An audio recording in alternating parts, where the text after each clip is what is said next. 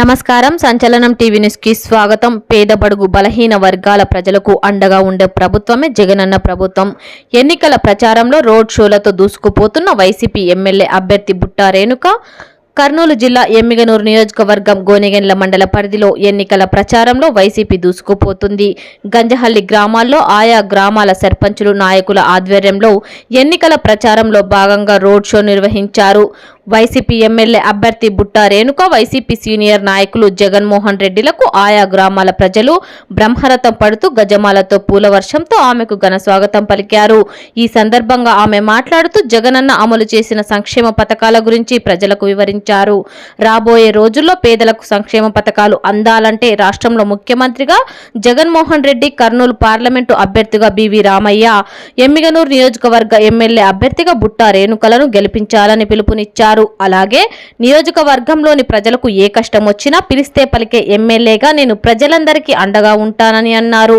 పేద బడుగు బలహీన వర్గాలకు సంక్షేమ పథకాల ద్వారా మేలు చేస్తున్న వైసీపీ ప్రభుత్వం కావాలో, గత టీడీపీ ప్రభుత్వం అబద్ధాల వాగ్దానాలు చేసి ప్రజలను మోసం చేసిన ప్రభుత్వం కావాలో ఆలోచించుకోవాలని ప్రజలను కోరారు. వైసీపీ ప్రభుత్వం మళ్లీ అధికారంలోకి రాగానే సమాజంలోని అన్ని వర్గాల ప్రజలకు మేలు చేకూరే విధంగా జగన్ మరింత మెరుగైన పాలన అందిస్తారని హామీ ఇచ్చారు. కావున మే 13న జరిగే ఎన్నికల్లో 2 ఓట్లు వైసీపీ ఫ్యాన్ గుర్తుకి మీ అమూల్యమైన ఓటు వేయాలని కోరారు. ఈ కార్యక్రమంలో అధిక సంఖ్యలో కార్యకర్తలు పాల్గొన్నారు. ఈ కార్యక్రమంలో సర్పంచ్ రాముడు, అగ్రహారం సర్పంచ్ రంగారెడ్డి, బైలుపల సర్పంచ్ బజారి, సింగిల్ విండో అధ్యక్షులు తిరుమల రెడ్డి, మాజీ ఎంపీటీసీ బంది నవాజ్, గోనెగండ్ల మండల నాయకులు నాగేష్ నాయుడు, మురళి నాయుడు, రవి నాయుడు, గంజహల్లి నాయకులు మహేశ్వర్ రెడ్డి, రఫీ, ప్రహ్లాద, శివన్న, నరసింహులు, విజయ్, వీరనాయుడు, ఎంపీటీసీలు జైపాల్ రెడ్డి, బలరాం రెడ్డి, పూర్ణ, అంపయ్య నాయకులు, కార్యకర్తలు తదితరులు పాల్గొన్నారు. సంచలనం టీవీ న్యూస్ మేనేజింగ్ డైరెక్టర్ జై.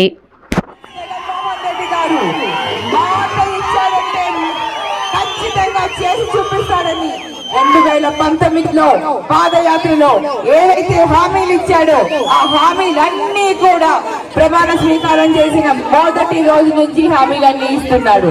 మాట మీద నిలబడే వ్యక్తి అసలైన నాయకుడు. ప్రజలని మోసం చేసి మభ్యపెట్టి ఓట్లు తెచ్చుకోవడము అది గొప్పతనం కాదు. ఈ రోజు మళ్ళీ ఈ రోజు చంద్రబాబు నాయుడు గారు మన ముందుకు వచ్చి మళ్ళీ ఏవో హామీలు ఇస్తున్నాడు. ఆ హామీలు ఏవి నమ్మద్దండమ్మా. ఆ హామీలన్నీ అమలు కాని హామీలు. అవి ఒక్కటి కూడా అమలు కాదు.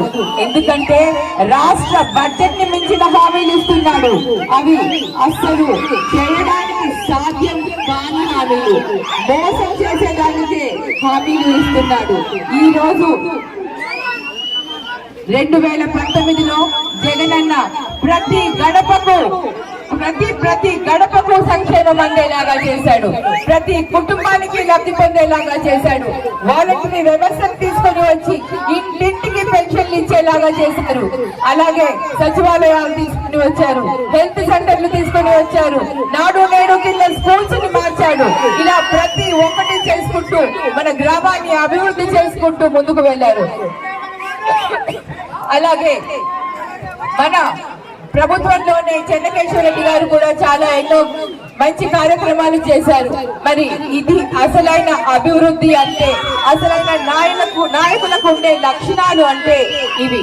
మరి మన జగనన్నను మనం కాపాడుకోవాలి. మన జగనన్న మళ్ళీ మనకు రావాలి, మళ్ళీ మనకు ముఖ్యమంత్రిగా రావాలి. ఆయన మాట మీద నిలబడే వ్యక్తి ఏదైనా కూడా అబద్ధాలు చెప్పి ఆ అబద్ధ హామీలు అస్సలు ఇవ్వడు.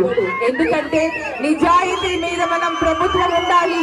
నిజాయితీతోనే మనం ప్రభుత్వం పరిపాలన చేయాలి. ప్రజలకు మనం నిజాయితీగానే ఉండాలి అని భావించే వ్యక్తి మన జగనన్న. ఒక మంచి మనసున్న నేత, ప్రతి కష్టానికి స్పందించే వ్యక్తి, ఏది చెప్పినా కూడా అది చేసే వ్యక్తి. అలాంటి వాళ్ళని మనం నమ్మాలి. మాటలు చెప్పి మాయం చేసే వాళ్ళని అస్సలు నమ్మద్దండి. ఈ రోజు ఏదేదో చేస్తా అంటాడు, ఏది చేయడు. ఒక్కసారి మోసం చేయొచ్చు ఎవరినన్నా, పదే మోసం చేయడానికి మనం ఎవరం కూడా సిద్ధంగా లేము.